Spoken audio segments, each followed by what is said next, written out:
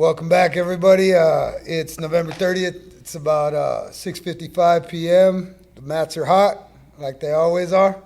And we're coming to you. And we left off on the last podcast talking a little bit about time and how we utilize it and how we look at it. Everybody has to be part of time. Well, and then whether you want to or not. Understanding that time is actually a construct. It's a method to measure and track. And if you guys would, enlighten me on how you guys have learned to utilize your time wisely in your professions and in your from your perspectives, please. Ooh. So, go ahead. Well, me personally, as far as time goes, I don't think about it too much. Like, I lose track of days quite often. I know that I need to be at places at certain times, and I think my body's just kind of used to, it's used to getting ready at those specific times to go do the things that I gotta do. But as far as, like, if you were to ask me what the date today is I have absolutely no idea. Yeah, I had to look at my phone too right now. Yeah. Which my daughter taught me how to do. She goes, Dad, just swipe down. You don't have to go to a fucking calendar. Pendejo. Man. Misa, share with me, Ma. Share with everybody out there how you look at time, how you manage your time. And honestly, you're our social media and our media and our production lifeline. So we depend a lot on you. And you micromanage, you move shit around, and all in the constructs of the time that you have. Plus, you have a job. I'm sure you have a lot of deadlines too that you have to meet. Yeah. That So, you end up having to share with us I just started crying. Very traditional way of looking at time. Like, look at your calendar and schedule according to your. Have you always been like that? 12-hour day. Honestly, yeah. If Yeah. I don't have a schedule, I'm lost. So yeah, I've always been like that. I've always been able to manage my time pretty well. Would you consider yourself a very punctual person? Oh, absolutely not. I'm late to everything. I am late to everything, but it will get done in the time frame that I set it to be done. as long as the job gets done. The job gets done. Hey, we share. in the time frame. Yeah, we share the same energy in that department. You know me Absolutely. with the weigh-ins and shit like that. It's like, look, we'll get there. Procrastination. Yeah, and you know that we're gonna show up and we're gonna do the job. Yeah. Ready to go. Actually, it got us into some crap a few times. With folks from the fight community kind of hating on the fact that we kind of just walk in with a little bit of swag and a little bit late. The reality is everywhere we go, we're there for business. Yeah. And if we make some good, if we network and meet some good people that are on our energy, on our wavelength, man, that's cool. But the reality is we're not there to make friends. We're there to stack bodies, because that's what they call us for. That's what they pay us for, and I'm not gonna mix any of that other bullshit in. We're there to snatch up some bodies and further along our cause and our brand. With that said, time for me is I respect time for what it is. It's absolutely a cultural and social construct, societal construct. Time, we don't realize that we become slaves to time. Whether it's through our jobs, whether it's through our extracurricular activities, we constantly almost like pressed for time, and you can see it, out in society. I believe that, being too lineal or being too time restricted, it restricts the mind. It restricts the energy that is you. I believe we should structure ourselves accordingly to the goals and our responsibilities and things that we have to accomplish. But the reality is I'm more of a non-lineal thinker, and I practice. Can you explain what the difference between lineal and non-lineal is? Well, lineal is according to the structure of time, right? So is it particular to time or just? well, tracking it's what things we're in talking general? about today. We're talking about how we utilize our time here. So like It's very lineal ra- would be in a straight line. it would be as opposed to structured. non-lineal. Structured. The last podcast we also talked about systems. Well, systems run on linear. So they could also Time. be considered linear. Oh, absolutely. Okay. And they're structured, and they're schematic and planned out to where you have to go through this process, right? Everything in life is about processes, right? But to restrict yourself to the confines of time, I think it restricts your psyche. It restricts your creativity. It restricts your true energy as an individual. And that's kind of where I was going in the last podcast with the systematic thinking, the systematic learning, and having to always abide by systems no matter what we do or where we are or what we're connected to. And that's one of the foundations that I built AlphaFit and Team Maquina and our whole curriculum is to break away from that lineal thinking, that very rigid. They told me to do it this way, and this is the way I have to do it. That's one of the reasons why we've had young fighters come in here, and we've literally broken them. There's been more of those who have come and gone than what we have of and the ones that have stayed. And they all, had boxed and had done this and had done Some kind of that, and experience. had all kinds of experience, and then we put them under the rigors of our program, which is non-lineal. We're actually, I pride myself on being able to say that we literally work half of the time of what some of these other fighters are working. So Savannah shared it on one of the podcasts. She shared her schedule. Her old training schedule consisted of anywhere between 5 to 7 hours a day of training, and then she still had to drive. Or it was 5 to 7 with the driving, right? And if you think about it, man, when does the body rest? When does the body recover? When does the body get that opportunity to build? Okay, and recovery. I learned about that being here. That's Yeah. something that I never applied into my own life as a far lot as of it- my fitness and what I used to do. And you were a professional too. You had a job in scaffolding. I did construction, yeah. You were a supervisor. You Yeah. were restricted to lineal time constraints. Yes. And when I met you, your whole demeanor and energy, it did reflect that. It absolutely did. We all do. There's nothing bad about it. What I do is I bring in that other element, that open-mindedness, that creativeness, that the adaptability, the be like water kind of mindset, where you have to roll with what's getting thrown at you at that moment. At right? what point did you start kind of developing this type of mindset?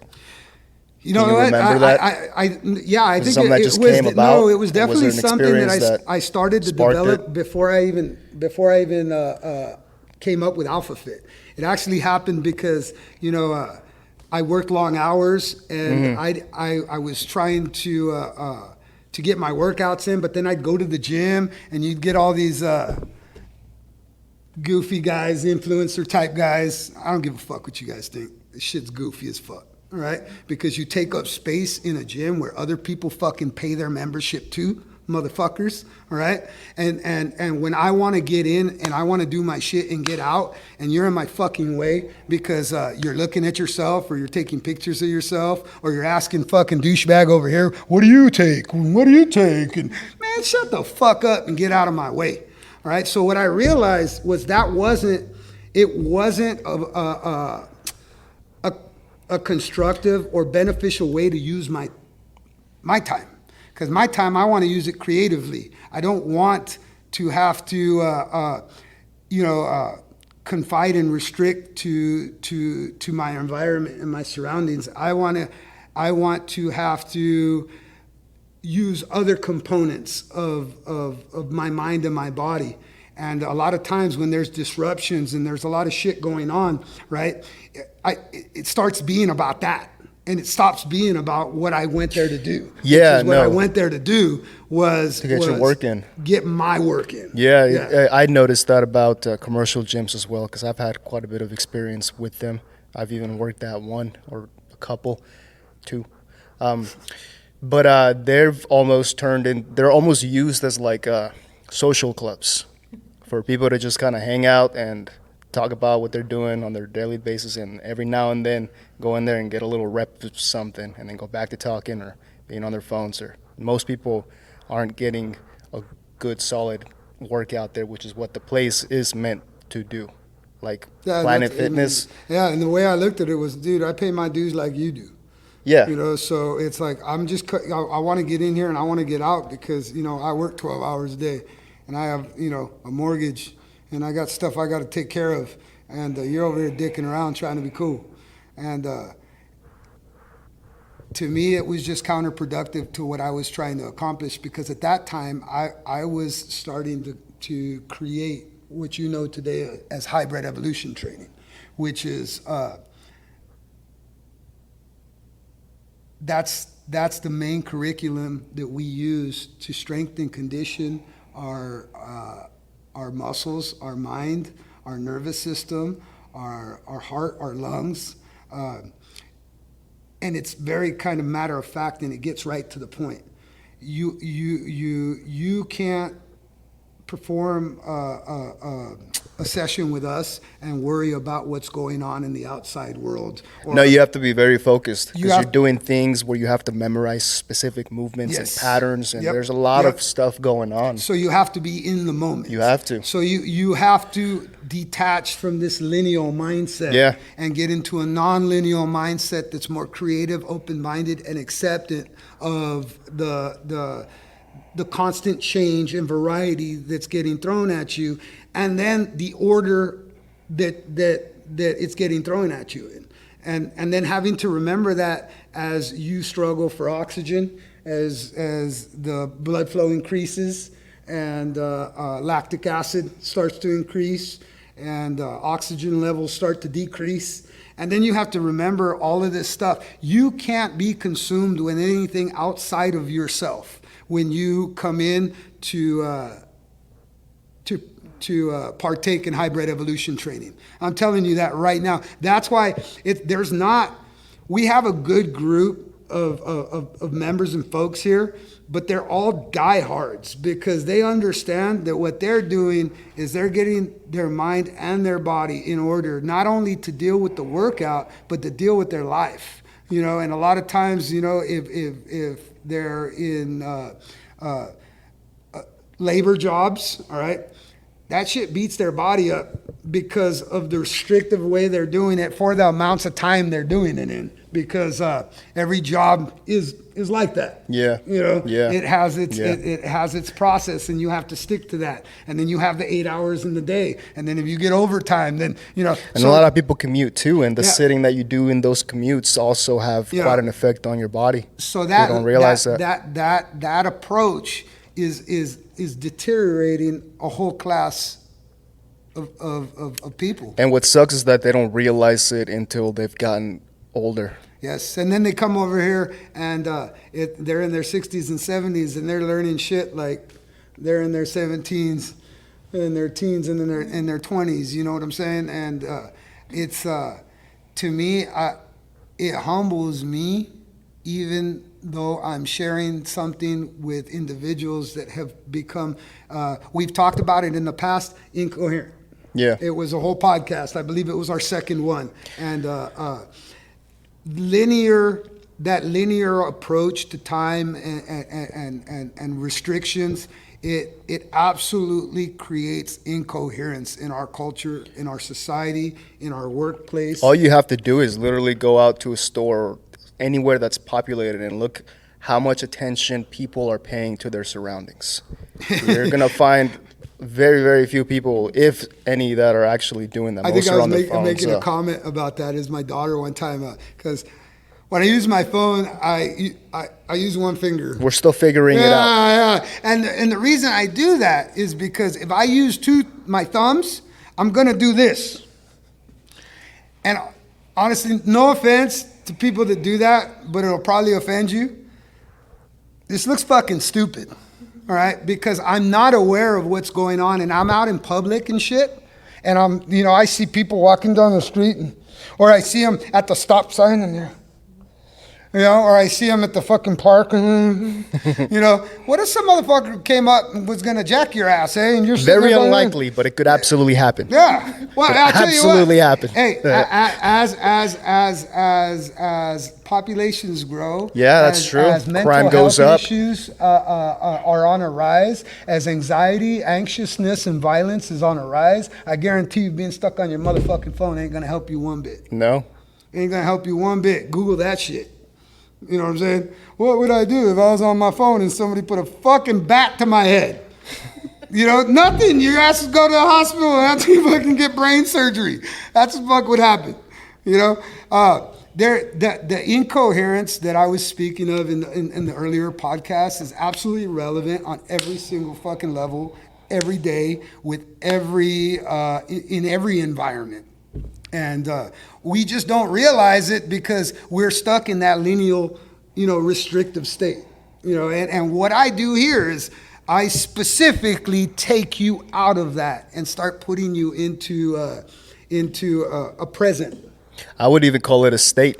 You learn to be in the state of presence, as the same as you get into a state of forethought where you're thinking about the future, or a state of the past where you're thinking about what's happened before.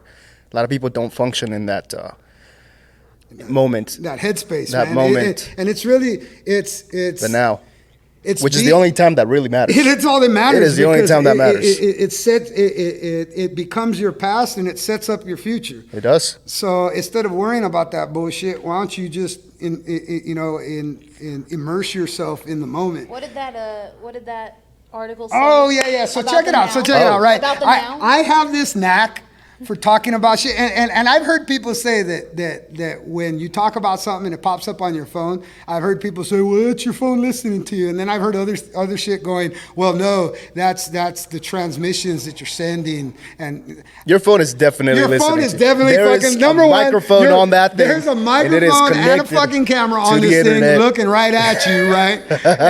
and every time I talk about something, I usually get an article, and I do a lot of reading on like neuroscience journals, and this article that I'm about to talk about was in Psychology Today, and I read very, very dense, very scientific, and really hard to understand stuff, and I don't read it to try to be that.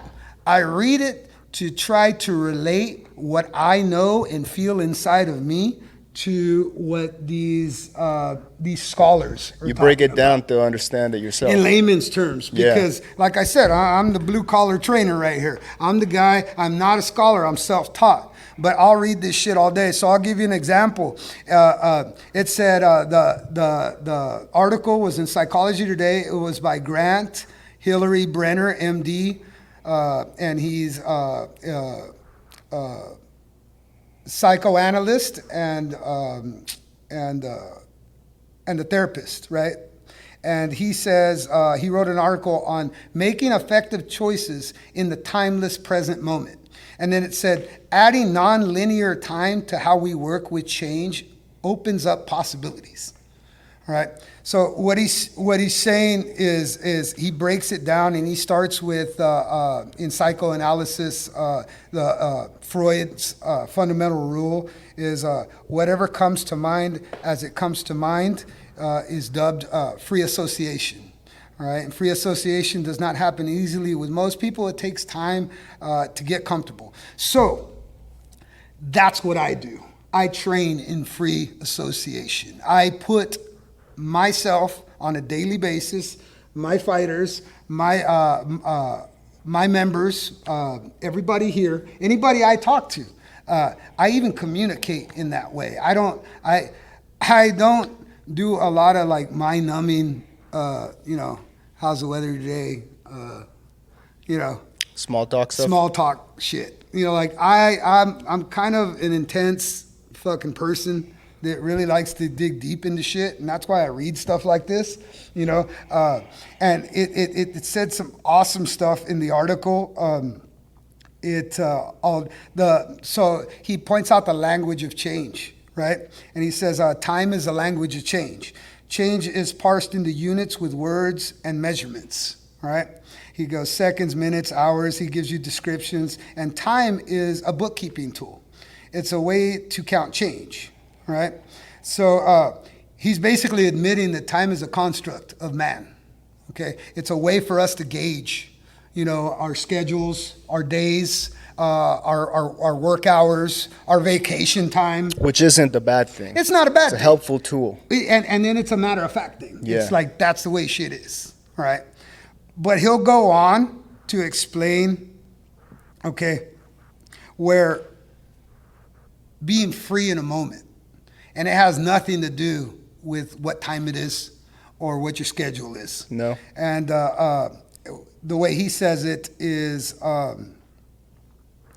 he goes, while past and future extend out beyond the present moment, that happens in one imagination and thought only during the present moment.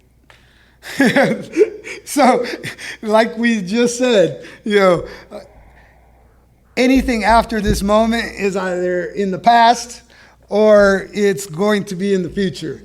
It doesn't really matter. This moment is the only thing that really matters, because this is where we are get existing to be ourselves the way we actually are.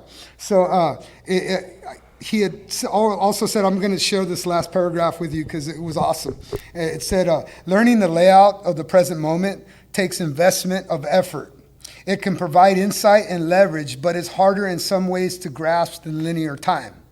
The influence in the moment can make all the difference as we stretch ourselves exponentially, turning our perceptions inward to explore the fine and complex structure, the depth, the breadth, the width of the present moment as it passes through the defining, changing shape of conscious and unconscious mind. The way we pay attention, what we pay attention to and how we pay attention, the fleeting ability to make a conscious decision before the moment slips by. That is all the power we ever have. Boom! Checkmate, motherfuckers. All right? That's what I'm saying. That's what we train here. Every fucking day is being in the moment. That way, when you get in the cage, you're not fucking worried about nothing else, but you're breathing, right? And that human being standing across from you trying to hurt you. Yeah. Because if you're anywhere else at that fucking moment, right, there's going to be hesitation. There's going to be other thoughts and fears. And anxieties and shit that's gonna attack you. It's what breaks motherfuckers. And the way I look at it is that is exactly why we train to be in the present all of the time. Is because if I wanna break you, I have to know where you're at that moment. If I'm not breathing and I'm not coherent, all right, that incoherency of that moment, right, will overwhelm me. We'll start to chip away at my oxygen levels. It will start to heighten my lactic acid levels. It will start to fill up my heart and my lungs with pressure as opposed to with fluidity. So do you think that has to do with feelings, to where people get concerned about how they're feeling about the moment as opposed to just the moment as absolutely. it is? Absolutely. And And it's a perfect reason why sometimes you see some of these guys in these higher levels, they go out and they perform really well, and then they come in on another fight and they shit the bed or they freeze up. We've had it happen to us, and that is our focal point here as combat athletes, as a combat specialist. You cannot be good at making split decision choices if you are not calm, relaxed, and in the moment. So what around us prepares us for that, and that's where I started to build our curriculum.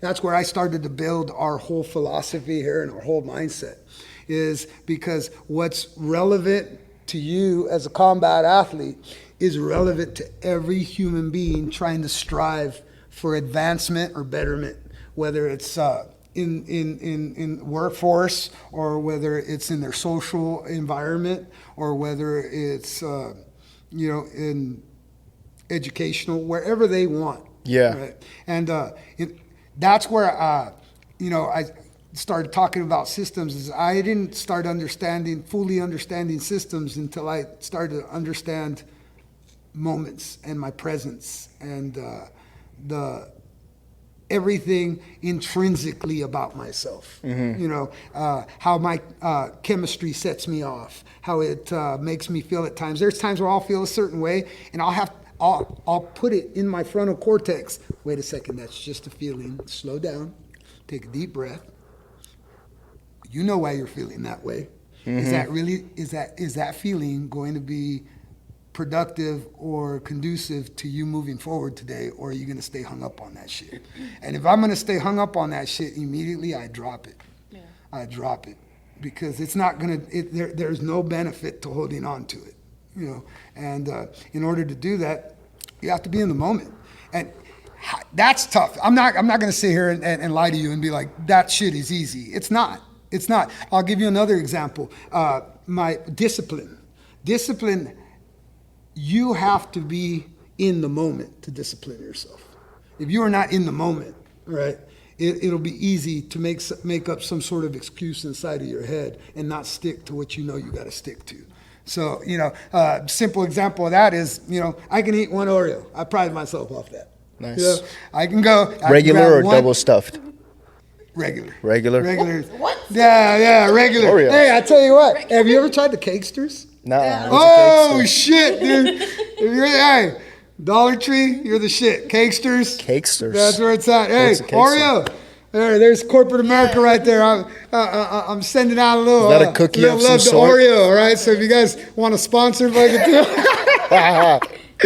too. No. So, in a sense, when I do it, I literally do it to discipline myself. I tell myself I'm going to eat one fucking Oreo, right? And then I'll dunk half of it, and I'll enjoy half of it soft, and the other half I'll split it, and I'll make it a whole experience in that moment. You don't just devour the whole thing? No, I tell you, no. That's the thing, man. That's what most people do. Is when you're living in the moment, yeah, you embrace what you're doing in that moment. And then what happens, right, is it gives me the joy that I was seeking without the drawbacks, without overindulging, and then because we're constantly running razor's edge around here. We're constantly on the brink of either doing too much or we enjoy to push our bodies to those limits. Yeah, it's kind of a sick obsession. Very. It's a sick obsession. But if you think about it, it's going to build us. Yeah. It's not breaking us. No. And whenever, I go through camps with you. Yeah. So when my body's every feeling camp that I've done. Yeah. I'm there. I'm feeling what you're feeling in the body parts that you're feeling them. And when I feel like, oh shit, something's about to break down, I start pulling back. Yeah. And it helps you recover. Yeah. And it's all because I'm in the moment. I'm rolling with not only what our expected output And is. you've created the program, so you know how to make the adjustments based off of your own personal experience. Exactly. And what I've learned is through the years, I can do that with other human beings. I just have to know the human being. And the human being has to come in and be open with me, be honest with me, and it's okay to be vulnerable. It's okay to fuck up and fail. It's okay to come in and be like, man, hey, I ate a bunch of ice cream and pizza this weekend. I'll be like, all right, bro, I tell you what, we're gonna do some fucking burpees today. Yeah, no, everybody needs to detach the insecurities about how they feel about doing certain things. Yeah, and just and be open about it. And what helps, I believe, is what we're talking about today. Is breaking free from lineal constructs and opening ourselves up to possibilities, the world of quantum possibilities, and quantum physics is a crazy thing. It's a crazy I've never dove into it and tried to do a bunch of research on it, but just from the very few things that I've heard, I dabble. Very in everything. interesting concept. And it's funny because anything is possible with quantum physics. The physics that I use for our techniques, the momentum and the angles actually comes from physics. Yeah. It comes. You can get a degree off of it, so it's a thing. I'm not cutting an angle just because I want to get away from you. I'm cutting an angle because I'm setting up leverage for the shot I'm going to hit you with from that angle when you try to attack me from the angle that you were in. All right? Because I'm not in front of you anymore. And because I understand what it's like to be in situations where you have to be in the moment, and if you're not in the moment, you're a dead man. And nothing prepares you for combat better than life. And when you put yourself in sticky situations like I have in my past, where I've had to literally fight or shoot my way out of something, right? You have no choice but to be in that moment. So when I started to build our style and our curriculum and our techniques and the approach that I take, I always kept that in mind. Is what does it feel like to be, oh shit, I'm here, I can't get out of this. And one of the things, and I think sports helped me with it growing up because I was big time, when I was little, man, I didn't care whether it was baseball, basketball, football. I wanted to be a professional athlete. That's what I wanted to do. So as I grew up playing sports, kind of helped with that non-lineal. It helped with me honing my skills through moments in games and in practice. And then I got older and I started to put myself, in the street life. And when shit gets hairy in the street life, it's very much like a game. It's just a more dangerous game. Yeah. And then I evolved, and started to build Alpha Fit and got to where we are now. And when I thought about fighting, I trained at all kinds of other places. And man, I trained with some awesome people and they taught me some cool stuff, but it never stuck because it wasn't true to who I was. I couldn't relate to that conventional, traditional way of throwing a jab, or that conventional, traditional way of posturing in Muay Thai, So what I did is I thought, I've been in real life and death situations, and I've had to fight my way out of fucking, dance halls, quinceañeras, house parties. So you were that guy. Yeah, I was that guy. Yeah, paramedics and sheriff were gonna fucking show up. Yeah, something was going down. Asses were getting smacked. Motherfuckers were getting Everybody's slapped. having a good time. And then coach comes along. And what I did was I wanted to make my fight style as close to real life oh shit as you can get it. Because that's where you find out what kind of fucking human being you are. It would be interesting to see that idea and that concept be applied to the education system. That would be really cool to see. Well, if you think about it, that's what I'm doing here with my Alpha Pups. Yeah. I'm all about real life. If it's not gonna benefit what we're doing, Why? I don't want to do it. I don't want to be on a treadmill for fucking 30 minutes. That's dumb. That's just going to beat up my joints. I'd rather be on the bag, or I'd rather be shadow boxing, or I'd rather be teching with you, or I'd rather be sparring with you, or I would rather be light sparring with you. I want, even the movements that I do when I exercise, they all go to the direction of my purpose and my application, what I need to do. And when I train folks, they come in with strengths and they come in with weaknesses. As all have. As everybody does. Yeah. What I do here is I focus more on the weaknesses, because if we focus on the weaknesses, we don't have to make them our strengths, right? But we will solidify our structure in our human. We will solidify it. Not only will we solidify our musculoskeletal structure, we'll empower our minds by automatically going to what we fear the most. So that's kind of our approach here. Is if you're scared of something or you don't like something, like, that's what we're gonna do. Yeah, you go towards that fear and face it. It's the only. Makes you stronger. It's the only way to do it. Take a page out of. I'll throw a little shout out. I'm not really a fanboy. I don't really fucking follow people and stuff like that. But I know of people. I keep my eyes on what's going on out there in current events today. And I got a guy out there, David Goggins, ex-Navy SEAL. Man, he said it best the other day. An article came out where he was running in the heat, and some motherfucker rolled the window down and said, "Why are you running in the heat?" And he looks at him, "Cause I can, motherfucker, cause I can." And and his article was basically about,